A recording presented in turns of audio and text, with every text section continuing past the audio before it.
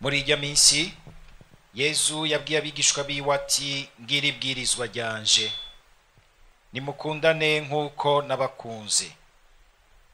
Ntawe ushobora kurusha urukundo uwiguze abagenzi biwe. Muzoba abagenzi banje mukoze ico mbategetse. Sinkibise abasuku kuko umusuku atamenya ico shebuja akora. Ndabise abagenzi banje kuko ivyo nabwiwe na data vyose nabibamenyesheje. Simwe mwantoye yamara nije nabatoye. Nabashinze kugenda ngo mwami icamwa kandi icamwa gihoraho, kugira ngo data abahe ico muzomusaba cose kw'izina ryanje. Ico mbategetse nuko mwokundana. Dushimagize iyi nkuru nziza ya Kristo.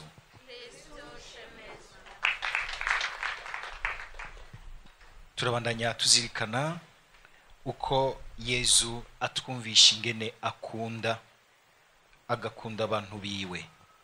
Twarumvise yuko bishingiye ubwa mbere mu rukundo nyene data amufitiye, akagira ati bugiya mwari mubizi ndabafitiye urukundo data ankunda. Bikumvikana ingene urukundo ruri hagati ya data na Yesu rutemba hagati yacu na Yesu, ariko rudutwikiriye, ariko ruduhagarikiye. Kujya tubona ingene data yitwararika kumuninahaza ko ariko natwe wese mu muhamagaro w'iwaho Imana yamuteretse mu biranga ubuzima bwiwe aduhoza kugo rukundo rugomba mbere kutuninahaza. Dupfa kwitwararika natwe kurondera kuninahaza data, kumuhesha icubahiro mu buzima bwacu. Bifatiye ubwa mbere mu rukundo data akunda Yesu, Yesu akarudusesekazako, akarudutwikiriza, akaruduha, akarushira mu mitima yacu. Ugo rukundo nigo atwereka ingene natwe twotegerezwa guca dukunda abandi. Ngo kugira ngo aninahaze data yongere asubize iteka ryose umuntu yemeye kuvyihebera no kuvyitangira, akemera guhe ubuzima bwiwe, agaca tubwira ati nta muntu ashobora rero kurusha urukundo umuntu abigenza gutyo. Nkako ijambo ry'urukundo turivuga kwinshi, tugiyumvamwo kwinshi, turahadikiriza kwinshi, ariko umukama akatubwira ati muri ivyo vyose mukunze kwitwaza ngo n'urukundo, rimwe rimwe ari byo kwikwegerako, rimwe rimwe ari byo mukunda mubo mukunda, rimwe rimwe ari byo akaryohera mubiri, rimwe rimwe birimwo n'ubujyajya, birimwo ibintu byinshi. Mukama akagira ati oya, urukundo gukuri n'ugumenya kwihebera uwundi, kwitera muziko ico mugirira neza, uko kumugirira neza ineza yuzuye, ineza vy'ukuri imbere y'Imana, n'ineza mu buzima bwiwe arimwo uyu munsi. Ineza y'umuntu iba ineza yuzuye igihe ari neza uko Imana yimushakira kandi n'ukungene abikeneye uyu munsi w'ubuzima bwiwe. Kuko arabahezi neza imbere y'Imana gusa, bikaba bimwe gusa bifatiye mu vy'umutima, ivya spiritualite, ibintu vyose byo twita abaporotini bose badutiza imvugo ngo vyo mu mpemu, vyo mu mutima bigahera hariya, tukibagira ivy'ubuzima bwa misi yose w'umuntu. Abandi nabo ugasanga tugenda mu vy'ubuzima bwa misi yose tukibaza ngo niko twakunze umuntu, ntitwigere tumuduza ngo tumushikane imbere y'Imana, tukamuhereza kuri we no harya ku mpanda gusa, ntitwigere tumutwara mu ijuru, ntitumushikane imbere y'Imana ngo ashobore gupfukamira Imana. Bikahera mu bintu gusa vya imanisme, vy'ubugira neza budahindura umuntu umukunzi wa Yesu.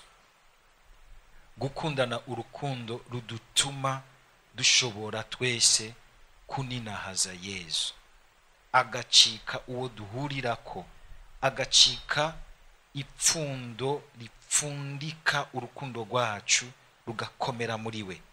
rugakingirwa ibyo guhera mu runtu, ibyo guhera muri bya bintu byose usanga bigarukirizaho umuntu agarukiriza, rukatudugana mu shusho y'Imana by'ukuri. Yesu akabandanya rutwigisha akatwereka rero kandi yuko urwo rukundo rurangwa n'ibi bintu bibiri bikomeye cyane. Ubwa mbere bw'uko atari we yadutoye, nako atari twe twamutoye, ari we yadutoye. Tugire Kristo. Aha Yesu aragombye kutwigisha ikintu tukizirikanye gishika kure. Umuvukanyi ntumutora, ariko umugenzi uramutora. Yesu yaradutoye. Hejuru yuko kuri uko kudutora aheza akatumenyesha byose, araheza akagira ati narabatoreye ikintu gikomeye cyane, nabagize abagenzi banje. Burya umugenzi murashobora kuba mwegeranye gose, mucuditse gose gusumbya umuvukanyi, gusumbya uwo musangiye amaraso. Sinzi ko murabibona. Gasanga mbere musangiye amaraso murafise ibintu mupfa, amatongo, mwamizanya muri sentare. Ugasanga mbere umugenzi niwe ariko aragufasha kuriburana niwe ariko aragufasha kukuvugira. Byo ntumurabibona. Waramutoye kukugira uti ndamwumvamwo umuntu yongirira akamaro, yongera hashikanye. Kubw'amaraso Yesu aduha yiwe turavukana. Ariko kandi aha mwumvise ngo kuko icyo nabwiwe na data cyose nakibamenyesheje. Yesu uretse ko tuvukana kuko yaduhaye amaraso yiwe, tusangiye amaraso, akatudugana ku kuba by'ukuri abagenzi babushitse mu gusangira nawe umutima wa data, ubumenyi, ikungena Imana ibona ibintu, agashima kubidushiramo. Ni ukuvuga akadurengereza ko akaduha mutima wiwe, mutima w'amajambo yiwe, mutima w'inyigisho yiwe, mutima w'amabanga y'Imana. Tugaheza tukavukana nawe, tugashitsa, tukamera nk'abasangiye umutima, abasangiye ibyumvira, abasangiye gushaka. Aha bavuga ngo connaître. Irivuga connaître mu gifaransa iyo turifashe gutyo ntituryumva neza, mugabo risambura harimo utujambo tubiri, con na naître. Nukuvuga con ni avec, naître avec. Kuba nk'abantu basangiye igitereko kimwe, twatwawe mu gitereko kimwe cy'urukundo rw'Imana, gitereko kimwe na Yesu. Nicyo gituma mu buzima bwacu dutegerezwa kwitwararika kumenyana na Yesu. Kujya umugabo amenyana n'umugore wiwe, bagasangira byose, bakamanika gahuzu hamwe, ku buryo bw'uko sinzi n'umuntu yigeze kuvuga ati muze muri abantu bubakanye imyaka myinshi ngo baratebe kagira igihe bagasa. Sinzi kumwirabure n'umuzungu ko bateba bagasa, barashobora gusa mu mwana wabo ko baca bavyara umumeti, hamwe asa n'umuzungu ahandi agasa n'umwirabure, baca bavyara kafeole ko babita. Mugabo gusa kubera iby'inyuma, nugusa mukungene bumva ibintu, ukabuza uti ibi bintu nimba uyu muntu abimbwiye gutya, nta nkeka sur et certain mugenzi we umugabo we canke umugore wiwe ndazi ko nta nico nyene nuko nyene, kuko babiraramwo hamwe, bavyipfuka mu mashuka hamwe, byose bavyumva kumwe. Yesu akagira ati duga gushika ku rukundo nk'ubwo guko mwoguma murondera kuvyumva kumwe n'Imana, gushikaho muba nk'abantu batwawe mu gitereko kimwe n'Imana. N'Imana kuvyumva nka kujya umuvyeyi yumva gose umwana we ko yamutwaye mu gitereko ciwe, umwana akamenya nyina wiwe kuko basa hari ibintu meye basangiye byo kumenyana bitari kumenyana bimwe byo ngaho hanze gusa by'abantu. Nukuvuga yuko rero muca mwumva ya Eucharistia aho Yezu aduha amaraso yiwe tukanywana nawe, ariko kandi aho tuza kuri altari yiwe tukumviriza amajambo yiwe, akaduha kumenya amabanga y'Imana, akaduha kumenya uko Imana yumva ibintu, ishaka ibintu tukabigira gwacu. Gutyo iyo tugerageje kubigendera tukaduga mu bugenzi bukomeye na Yezu. Ubwo none burya turarondera vy'ukuri kumenya Yezu, kumenya icyo ashaka, kumenya inyigisho yiwe. Turitwararika kumenya ibintu byinshi, ariko ni byiza yuko kandi tumenya kwitwararika gufata umwanya wo kurondera kumva Yezu mu ijambo ryiwe, kurisoma kandi utiruka, ukarisubiramwo, ukaryuza, ukarisubiramwo rimwe, kabiri, gatatu, gushikaho mutima rikugururira akakumvisha ikintu ashatse kukubwira kwiwawe mu buzima bwawe, canke kumurashaka no kukubwira kubw'abandi.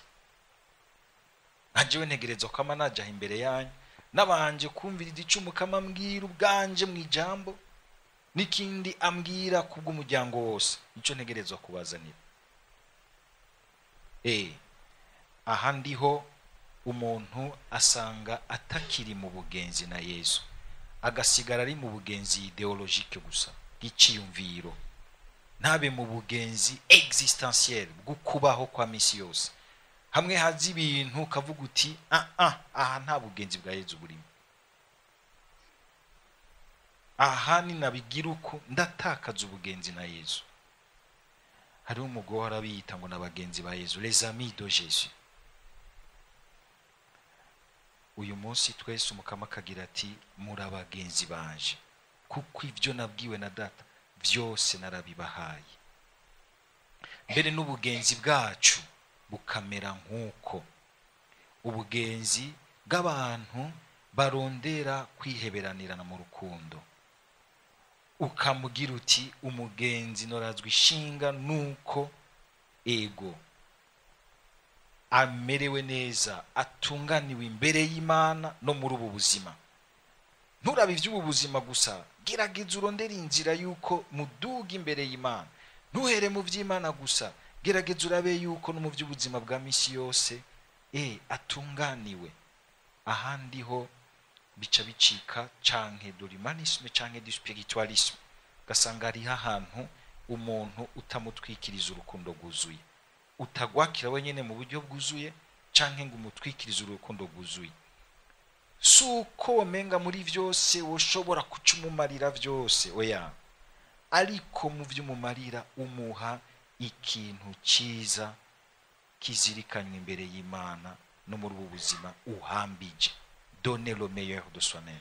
Ikintu nawe uvuga uti najewe hamwe noba ndi mu gihe nk'iki no kumva ko mimbawe nuko ndonse ku mugenzi ikintu nawe ahimbarirwa, akagira ati nukuri ndaguhaye ikintu numva yuko nanje mpimbariwe. Yango basigaye batubwira bati uyu munsi hageze guterera boro ntuhavuzana impuzu nawe utohimbarirwa ngo wambare usohoke ushaze, umva uti ndagiye mu bandi bantu.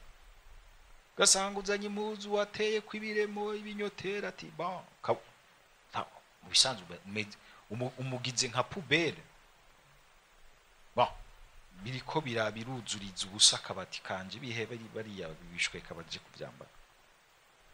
Mugabo gushobora kugira uti ndagutwaye ahantu nko muri Champs-Élysées ukamugurira agakoti keza gasokoroka, akona kandi ka aca yumva ati harimo kandi kantu. Bon ataruko bose tuba twara kuri Champs-Élysées ntavyo dushobora, mugabo kagira uti ico nanje numva ko mpimbariwe, ko no mugira umuntu menga dusigaye turi bamwe, biraryoshe cyane. Ari amatimwanyaje nkaya ryoshe cyane y'ubugenzi.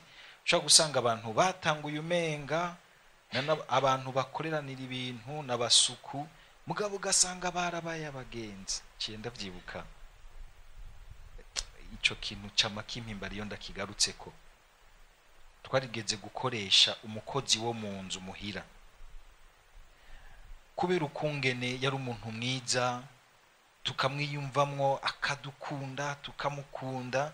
Kandi burya muze muritondera igihe mukeneye abakozi bo mu nzu mubasaba Yezu, ko bajya abantu bafise ubuzima bwanyu mu minwe yabo, bufise ubuzima bwanyu mu minwe yabo, bafise ubuzima bw'abana banyu mu minwe yabo.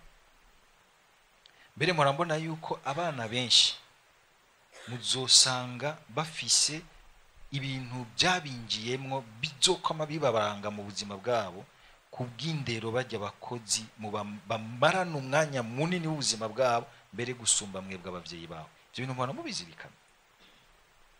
mubizirikana. Ni ibintu bikomeye. Bajya abantu n'abantu usanga mwarashize ubuzima bwanyu n'akazoza k'abana banyu mu minwe yabo. Nta kubafata nabi, nta gupfa kubafata nk'uko umengana nk'abacangero. Uwumenya ubwenge n'uwumenya kumwumva hakiri kare, akamugira umuntu wiwe, kandi umuntu yumva yuko nawe ibyo ashinzwe afise responsibility imbere y'Imana ikomeye. Ndahimbagwa cyane iyo numvise ko havutse umugwi wa Yosefu Mweranda, abo bantu begeraniramwo bakazirikana umuhamagaro wabo imbere y'Imana. Uyo muntu rero harageze igihe, kubera izi ngorane zataye 1993 ibi by'amagume, byitwa yuko adafise ubwoko bw'abantu benshi bari muri iyo quartier, bimwe byo gutangura balkanisation, turabona tuti bahava bakutwikirako, genda nta kundi. Nibaza umuntu twashobora twese kuduga, twese tukamusigarana inzu yo muhira imisi ngahe, kasanga ibintu byose bifata nk'ivyiwe. Umuntu yarasigaye aza tugasangira ku isahani imwe, nitwemera yuko aryo kwiwe. Kenshi usanga tumuntu genda kuri hariya muri kare yakazuki wawe, yarasigaza ku meza tugasangira ku isahani imwe. Mugabo ntibimubuze kandi gukora ibikorwa vyiwe. Ndibuka rero tuvanye, turababara, arababara, twese turababara, turumva ko tumerewe nabi kubona tubuze umuntu nk'uyu hagati yacu, ingene yari ingirakamaro, ingene yaryosha umubano. Mu nyuma ndibuka ngiye kwiga gutangura iseminari y'ivyigwa vya teoloji hariya Igitega. Iwabo hari Imweya, n'ahantu ku birometero nka 5 uvuye Isonga. Narumva yuko ikintu cyambere mpimbariwe nukuja kuraba iwabo, nkabona abantu biwabo natarahari. Narahimbawe gose mbonye nshitse mu rugo iwabo. Ubu unye mugabo kubera ibihe biza biratwara abana bariya kure na kure, gasanga ibihe harageze igihe uyu unye biramufatisha idini nzira, wundi arafasha inzira, ugasanga ntimugishobora kubonana nk'uko mwahora mubonana. Ariko n'ubu duhuye umutima uracaruye. Ubugenzi nubwo bushobora no gutuma mbere n'ukumenga uwari muva muri relation y'umubwiriza n'umubwirizwa, mukaduga aho mushobora muti ubu twarabaye inshuti. Ibyo birabashikira, ibyo bintu biraryoshe gose, mugabo bigaca biva mu kwizigirana. Ukwizigirana na Yezu bikomeza ukwizigirana hagati yacu, kandi ukumva uti uyu munsi tugende gusuzuma ubugenzi dusangiye hagati yacu. Ntibube ubujyajya, ntibube gusa ibyo ushaka mu muntu, mugabo wumva uti ngiye kwemera kuba hafi yawe kugira ngo Yezu yiyumve muri wewe, na wewe wiyumve mu buzima bwawe, wiyumve imbere ya Yezu. Amen.